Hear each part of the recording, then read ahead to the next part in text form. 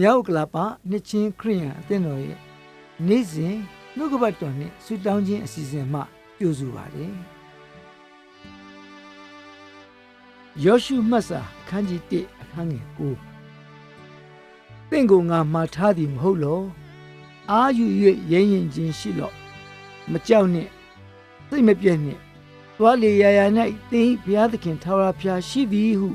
မိန့်တော်မူ၏။အိုဖဘုရားသခင်ကျွန်ုပ်သွားလေရာရာလမ်းခီးတိုင်း၌အတူရှိတော်မူပြီးခြေလမ်းတိုင်းကိုကွယ်ကာစောင့်ရှောက်တော်မူပါမည်အကြောင်း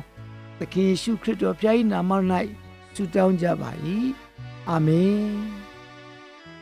ထာဝရဘုရားသည်သင်ကိုကောင်းကြီးပေး၍စောင့်မတော်မူပါစေသောထာဝရဘုရားသည်သင်၌မျက်နာတော်အလင်းကိုလွှတ်၍ဂရုဏာကျေးဇူးပြုတော်မူပါစေသောထာဝရဘုရားသည်သင်ကိုမျှော်ကြည့်၍ချမ်းသာပေးတော်မူပါစေသောခမည်းတော်သားတော်တန်ရှင်သောဝိညာဉ်တော်သုံးပါးတစုဘုရားသခင်ထံတော်မှချစ်ချင်းမေတ္တာတော်မဟာကရုဏာကျေးဇူးတော်နှင့်မိဿဖွဲ့သောထိုကောင်းကြီးပေါင်းတို့သည်သင်တို့ပေါ်၌ကာလအစဉ်သက်ရောက်လျက်တည်ရှိတည်နေပါစေသောအာမင်